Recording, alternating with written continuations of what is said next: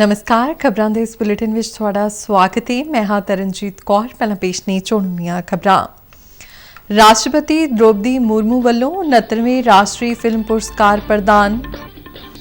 सूचना ते प्रसारण मंत्री अनुराग सिंह ठाकुर ने कहा कि पायरेसी विरुद्ध जंग में सरकार फिल्म जगत के नाल है।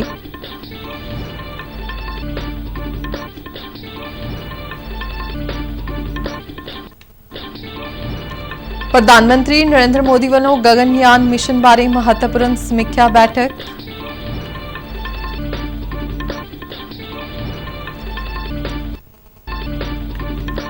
प्रधानमंत्री नरेंद्र मोदी वालों तीजे विश्व समुद्री भारत शिखर सम्मेलन का उद्घाटन।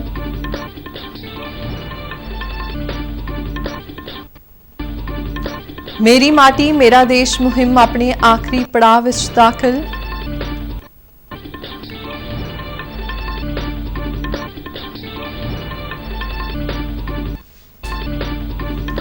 ਤੇ PAU ਲੁਧਿਆਣਾ ਵਿੱਚ ਅੰਤਰਰਾਸ਼ਟਰੀ association of agriculture museum the 20ਵੀਂ conference ਆਰੰਭ। ਤੇ ਹੁਣ ਖਬਰਾਂ ਵਿਸਥਾਰ ਨਾਲ। राष्ट्रपति द्रौपदी मुर्मू ने आज नवी दिल्ली में 69वें राष्ट्रीय फिल्म पुरस्कार प्रदान किए थे। समागम में सूचना ते प्रसारण मंत्री अनुराग सिंह ठाकुर ने भी शिरकत की थी। इस बार 31 फीचर और 24 नॉन फीचर श्रेणियों में पुरस्कार दिए गए। इत्थे 28 भाषावां दीयां 280 फिल्मां इस मुकाबले में शामिल हुई सन। इस मौके मशहूर अदाकारा वहीदा रहमान नूं दादा साहेब फाल्के सन्मान दिता गया। इस मौके राष्ट्रपति द्रौपदी मुर्मू ने पुरस्कार जेतूआं नूं शुभकामनावां दित्तियां। उन्होंने अदाकारा वहीदा रहमान नूं फिल्म जगत विच उन्हां दे योगदान लई दादा साहेब फाल्के सन्मान लई बधाई दित्ती। आज पुरस्कार प्राप्त करने वाले सभी विजेताओं को मैं बधाई देती हूं। आप सब पुरस्कार विजेताओं के उन सहयोगियों की भी मैं सराहना करती हूं जिनका सहयोग आपकी उपलब्धि में सहायक रहा है। वहीदा रहमान जी को दादा साहेब फाल्के पुरस्कार से सम्मानित करके मुझे बहुत प्रसन्नता हुई। मैं वहीदा जी को हार्दिक बधाई देती हूं। राष्ट्रपति ने कहा कि समागम विच देश की अनेकता विच एकता की मिसाल देखने को मिली है। इस पुरस्कार समारोह में हमने भारत की विविधताओं और उनमें निहित एकता का दर्शन किया है। यहाँ उपस्थित प्रतिभाशाली लोगों ने अनेक भाषाओं, क्षेत्रीय विशेषताएं, सामाजिक मान्यताओं, उपलब्धियां और समस्याओं को सार्थक अभिव्यक्ति प्रदान की है। राष्ट्रीय फिल्म पुरस्कार में कई पीढ़ियों और वर्गों के लोग एक साथ आते हैं।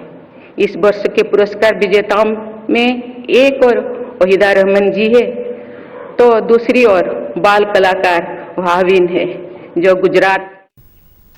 इस मौके ते पुरस्कार जेतू कलाकारां नूं वधाइयां देंदे हुए केंद्रीय सूचना ते प्रसारण मंत्री अनुराग सिंह ठाकुर ने कहा कि खेतरी भाषावां तो आउण वालीआं फिल्मां भी अंतरराष्ट्रीय पद्धर ते बहुत चंगा काम करदियां ने अते सारियां ही भारतीय फिल्म जगत दा वडमुला हिस्सा ने। उन्होंने कहा कि भारतीय फिल्म उद्योग दी फिल्मां दी पायरेसी नूं रोकण बारे मंग नूं बीते संसदी सैशन दौरान सिनेमैटोग्राफी एक्ट पास करके पूरा कर दिता गया है। उन्होंने कहा कि सरकार पायरेसी विरुद्ध जंग विच फिल्म जगत दे नाल है। उन्होंने भरोसा दिवाया कि फिल्मी पायरेसी संबंधी हर तरह की शिकायत ते सरकार वालों सख्त कार्रवाई की जाएगी।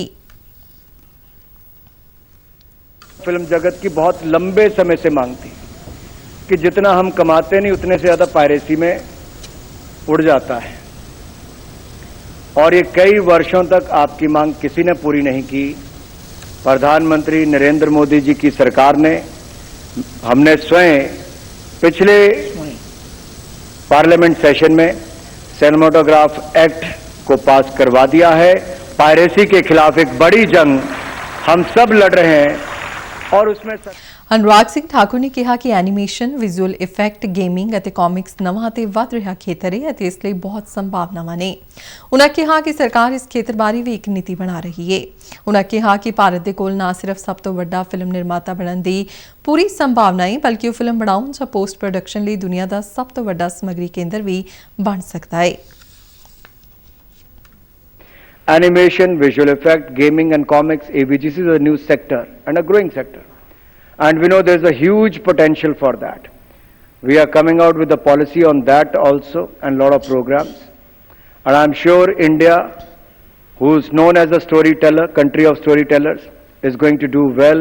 I said it in the past, I'll say it today also, that India has all the potential, not only to be the largest filmmaker, but India is going to be the content hub of the world.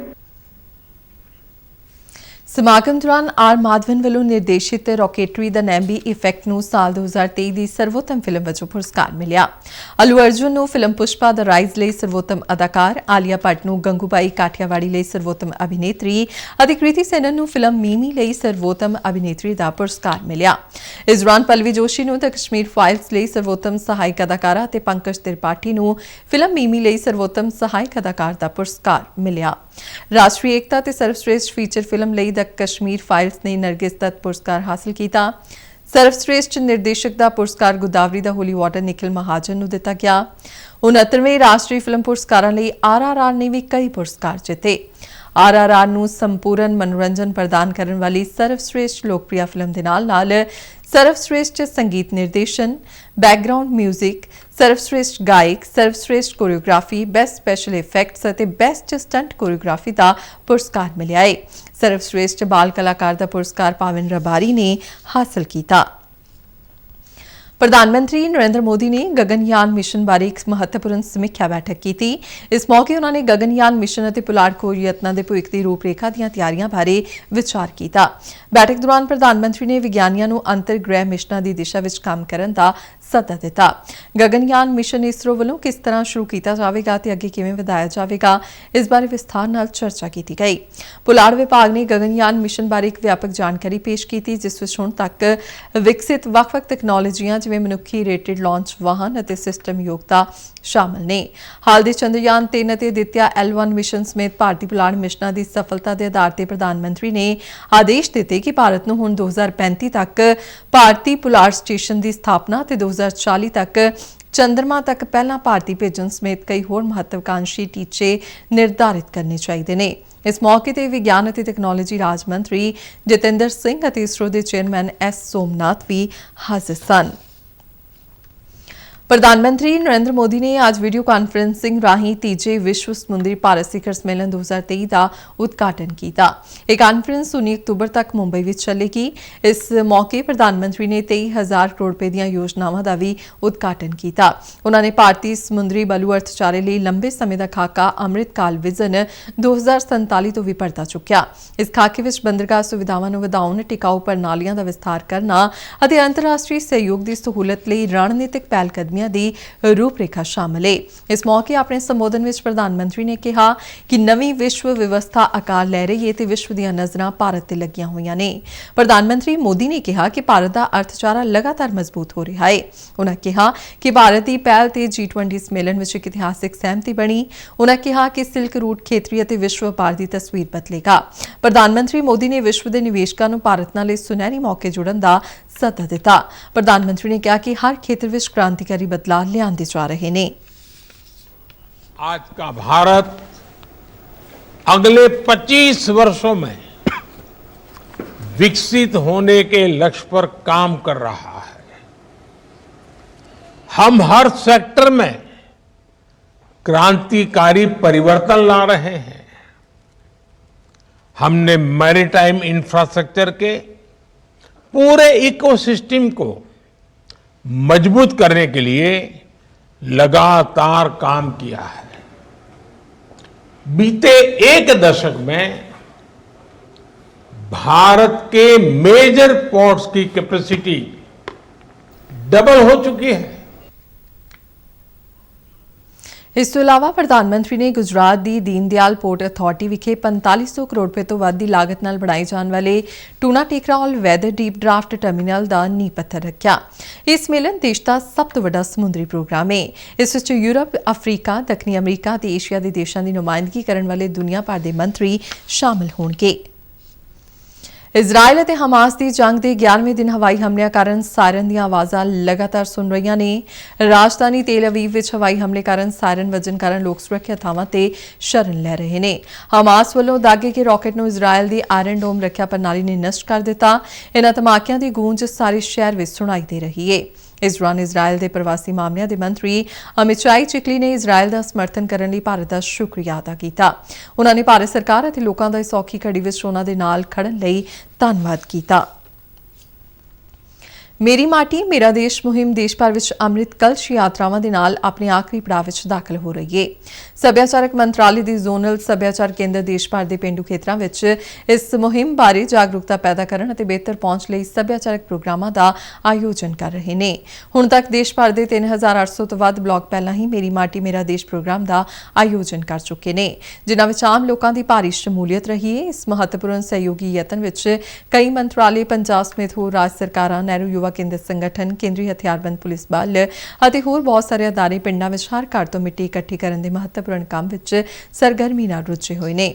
ਅੰਮ੍ਰਿਤ ਕਲਸ਼ ਯਾਤਰਾ 30 ਅਤੇ 31 October ਨੂੰ ਇੱਕ ਸ਼ਾਨਦਾਰ ਸਮਾਗਮ ਵਿੱਚ ਦਿੱਲੀ ਸਥਿਤ ਕਰਤੱਵਯ ਪਥ ਤੇ ਮੁਕੰਮਲ ਹੋ ਜਾਵੇਗੀ, ਜਿੱਥੇ ਸਾਡੀ ਕੌਮੀ ਏਕਤਾ ਅਤੇ ਵਿਭਿੰਨਤਾ ਦਾ ਪ੍ਰਤੀਕ ਇੱਕ ਯਾਦਗਾਰੀ ਕਲਸ਼ ਰੱਖਿਆ ਜਾਵੇਗਾ, ਜਿਸ ਵਿੱਚ ਦੇਸ਼ ਭਰ ਤੋਂ ਇਕੱਠੀ ਕੀਤੀ ਗਈ ਮਿੱਟੀ ਰੱਖੀ ਜਾਵੇਗੀ।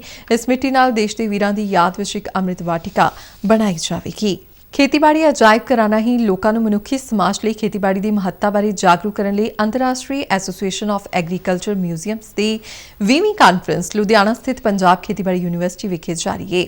ਵਿਸ਼ਵ ਖੁਰਾਕ ਦਿਵਸ ਮੌਕੇ ਆਰੰਭ ਹੋਈ ਇਸ 3 ਰੋਜ਼ਾ ਕਾਨਫਰੰਸ ਦਾ ਉਦਘਾਟਨ ਵਿਸ਼ਵ ਖੁਰਾਕ ਇਨਾਮ ਜੇਤੂ ਡਾਕਟਰ ਗੁਰਦੇਵ ਖੁਸ਼ ਨੇ ਕੀਤਾ, ਜੋ ਇਸੇ ਯੂਨੀਵਰਸਿਟੀ ਦੇ ਸਾਬਕਾ ਵਿਦਿਆਰਥੀ ਰਹੇ ਨੇ। ਭਾਰਤ ਅਤੇ ਏਸ਼ੀਆ ਵਿੱਚ ਇਸ ਕਾਨਫਰੰਸ ਦਾ ਆਯੋਜਨ ਪਹਿਲੀ ਵਾਰ ਕੀਤਾ ਗਿਆ ਹੈ। Indian national trust for art and cultural heritage ਦੇ ਗਵਰਨਿੰਗ ਕੌਂਸਲ ਮੈਂਬਰ ਸਾਬਕਾ ਮੇਜਰ ਜਨਰਲ ਬਲਵਿੰਦਰ ਸਿੰਘ ਨੇ ਦੂਰਦਰਸ਼ਨ ਨੂੰ ਦੱਸਿਆ ਕਿ ਕਾਨਫਰੰਸ ਦਾ ਵਿਸ਼ਾ ਖੇਤੀਬਾੜੀ ਇੱਕ ਜੀਵਤ ਪਰੰਪਰਾ ਹੈ। ਇਹ ਕਾਨਫਰੰਸ ਖੇਤੀਬਾੜੀ ਇਤਿਹਾਸ, ਵਿਰਾਸਤ ਅਤੇ ਅਭਿਆਸਾਂ ਤੇ ਕੁਦਰਤ, ਜ਼ਮੀਨ ਅਤੇ ਪਾਣੀ ਬਾਰੇ ਕਿਸਾਨਾਂ ਕੋਲ ਇਸ ਦੇ ਵਿਲੱਖਣ ਗਿਆਨ ਦੀ ਕਹਾਣੀ ਦੱਸਣ ਤੇ ਕੇਂਦਰਿਤ ਹੈ। ਇਹ ਵੀ ਦਰਸਾਉਂਦਾ ਹੈ ਕਿ ਕਿਵੇਂ ਖੇਤੀਬਾੜੀ ਅਜਾਇਬ ਘਰ ਭਾਰਤੀ ਖੇਤੀ ਦੀ ਕਹਾਣੀ ਨੂੰ ਵਿਸ਼ਾਲ ਦਰਸ਼ਕਾਂ ਤੱਕ ਪਹੁੰਚਾਉਣ ਵਿੱਚ ਇੱਕ ਮਹੱਤਵਪੂਰਨ ਭੂਮਿਕਾ ਨਿਭਾ ਸਕਦੇ ਨੇ। ਇਸ ਕਾਨਫਰੰਸ ਦਾ ਆਯੋਜਨ ਇੰਟੈਕ ਦਾ South Asia network for grassroots agriculture museums ਦਾ ਹੈਰੀਟੇਜ ਫਾਊਂਡੇਸ਼ਨ ਵੱਲੋਂ ਕੀਤਾ ਗਿਆ ਹੈ। ਖੇਤੀਬਾੜੀ ਯੂਨੀਵਰਸਿਟੀ ਲੁਧਿਆਣਾ ਅਤੇ ਸੁਲੀਨੀ ਯੂਨੀਵਰਸਿਟੀ ਹਿਮਾਚਲ ਪ੍ਰਦੇਸ਼ ਇਸ ਦੇ ਭਾਈਵਾਲ ਨੇ।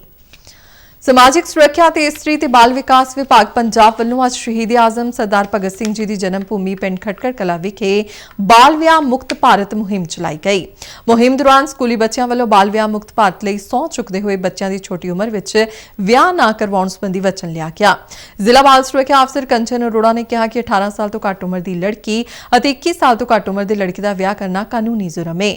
ਅਜਿਹਾ ਕਰਨ ਅਤੇ ਕਰਵਾਉਣ ਵਾਲੇ ਨੂੰ ਕਿਸ਼ੋਰ ਨਿਆਂ ਐਕਟ 2015 ਦੇ ਤਹਿਤ ਸਖਤ ਸਜ਼ਾ ਅਤੇ ਜੁਰਮਾਨਾ ਨਾ ਹੋ ਸਕਦਾ ਹੈ। ਉਹਨਾਂ ਅਪੀਲ ਕੀਤੀ ਕਿ ਆਪਣੇ ਸਮਾਜ ਵਿੱਚ ਕੋਈ ਵੀ ਬਾਲ ਵਿਆਹ ਦੀ ਜਾਣਕਾਰੀ ਮਿਲਣ ਤੇ ਇਸ ਸੰਬੰਧੀ ਜ਼ਿਲ੍ਹਾ ਪ੍ਰਬੰਧਕੀ ਕੰਪਲੈਕਸ ਵਿੱਚ ਸਥਿਤ ਉਹਨਾਂ ਦੇ ਦਫ਼ਤਰ ਨੂੰ ਸੂਚਿਤ ਕਰੋ, ਤਾਂ ਜੋ ਬਾਲ ਵਿਆਹ ਨੂੰ ਰੋਕਿਆ ਜਾ ਸਕੇ। ਇਸ ਮੌਕੇ ਭਾਰੀ ਗਿਣਤੀ ਵਿੱਚ ਬੱਚੇ ਤੇ ਇਲਾਕਾ ਵਾਸੀਆਂ ਸਮੇਤ ਬਚਪਨ ਬਚਾਓ ਅੰਦੋਲਨ ਦੀ ਟੀਮ, ਜ਼ਿਲ੍ਹਾ ਬਾਲ ਸੁਰੱਖਿਆ ਅਫਸਰ ਅਤੇ ਬਾਲ ਵਿਕਾਸ ਪ੍ਰੋਜੈਕਟ ਅਫਸਰ ਬੰਗਾ ਸਮੇਤ ਆਂਗਨਵਾੜੀ ਵਰਕਰ ਵੀ ਹਾਜ਼ਰ ਸਨ। ਫਾਜ਼ਿਲਕਾ ਦੀ ਜ਼ਿਲ੍ਹਾ ਬਾਲ ਸੁਰੱਖਿਆ ਅਫਸਰ ਰੀਤੂ ਬਾਲਾ ਨੇ ਸੁਚੇਤ ਕੀਤਾ ਕਿ ਬੀਤੇ ਕਈ ਦਿਨਾਂ ਤੋਂ ਸੋਸ਼ਲ ਮੀਡੀਆ ਅਤੇ ਗਰੁੱਪਾਂ ਵਿੱਚ ਮੁੱਖ ਮੰਤਰੀ ਬਾਲ ਸੇਵਾ ਯੋਜਨਾ ਦੇ ਨਾਂ ਤੇ 2500 ਰੁਪਏ ਪ੍ਰਤੀ ਮਹੀਨਾ ਦਿੱਤੇ ਜਾਣ ਬਾਰੇ ਇੱਕ ਸੰਦੇਸ਼ ਵਾਇਰਲ ਹੋ ਰਿਹਾ ਹੈ, ਜਿਹੜਾ ਕਿ ਗਲਤ ਅਤੇ ਅਫਵਾਹ ਹੈ। ਉਹਨਾਂ ਕਿਹਾ ਕਿ ਇਸ ਵਾਇਰਲ ਸੰਦੇਸ਼ ਵਿੱਚ ਮਾਤਾ-ਪਿਤਾ ਦੋਵਾਂ ਵਿੱਚੋਂ ਇੱਕ ਦੀ ਮੌਤ ਹੋ ਗਈ ਹੈ ਤੇ ਬੱਚਿਆਂ ਦੀ ਉਮਰ 18 ਸਾਲ ਤੋਂ ਘੱਟ ਹੈ, ਤਾਂ ਅਜਿਹੇ ਪਰਿਵਾਰਾਂ ਦੇ 2 ਬੱਚਿਆਂ ਨੂੰ ਇਸ ਯੋਜਨਾ ਹੇਠ 2500 ਰੁਪਏ ਪ੍ਰਤੀ ਮਹੀਨਾ ਦਿੱਤੇ ਜਾਣਗੇ, ਜਿਸ ਬਾਬਤ ਜ਼ਿਲ੍ਹਾ ਬਾਲ ਸੁਰੱਖਿਆ ਅਫਸਰ ਦੇ ਦਫ਼ਤਰ ਵਿੱਚ ਫਾਰਮ ਭਰ ਕੇ ਜਮ੍ਹਾਂ ਕਰਾਉਣ ਸੰਬੰਧੀ ਲਿਖਿਆ ਹੋਇਆ ਹੈ। ਇਹ ਸਰਾਸਰ ਗਲਤ ਹੈ। ਉਹਨਾਂ ਕਿਹਾ ਕਿ ਇਹ ਸੰਦੇਸ਼ ਉੱਤਰ ਪ੍ਰਦੇਸ਼ ਵਿੱਚ ਵਾਇਰਲ ਸੀ, ਜਿਸ ਨੂੰ ਸ਼ਰਾਰਤੀ ਅੰਸਰਾਂ ਵੱਲੋਂ ਪੰਜਾਬੀ ਵਿੱਚ ਤਬਦੀਲ ਕਰਕੇ ਪੰਜਾਬ ਵਿੱਚ ਵਾਇਰਲ ਕਰ ਦਿੱਤਾ ਗਿਆ ਹੈ, ਜਿਸ ਕਾਰਨ ਲੋਕ ਧੋਖਾਧੜੀ ਦਾ ਸ਼ਿਕਾਰ ਹੋ ਰਹੇ ਨੇ। ਰੀਤੂ ਬਾਲਾ ਨੇ ਅੱਗੇ ਦੱਸਿਆ ਕਿ ਪੰਜਾਬ ਵਿੱਚ ਜ਼ਿਲ੍ਹਾ ਬਾਲ ਸੁਰੱਖਿਆ ਯੂਨਿਟ ਫਾਜ਼ਿਲਕਾ ਵੱਲੋਂ ਭਾਰਤ ਸਰਕਾਰ ਦੇ ਮਹਿਲਾ ਅਤੇ ਬਾਲ ਵਿਕਾਸ ਮੰਤਰਾਲੇ ਦੀ ਮਿਸ਼ਨ ਵਾਤਸଲ୍य ਯੋਜਨਾ ਲਾਗੂ ਹੈ। ਇਸ ਯੋਜਨਾ ਹੇਠ 0 ਤੋਂ 18 ਸਾਲ ਦੇ ਬੱਚਿਆਂ ਨੂੰ 4000 ਰੁਪਏ ਪ੍ਰਤੀ ਮਹੀਨਾ ਸਪਾਂਸਰਸ਼ਿਪ ਸਕੀਮ ਦਾ ਕੁਝ ਸ਼ਰਤਾਂ ਪੂਰੀਆਂ ਕਰਨ ਤੇ ਵਿੱਤੀ ਲਾਭ ਦਿੱਤਾ ਜਾਂਦਾ ਹੈ।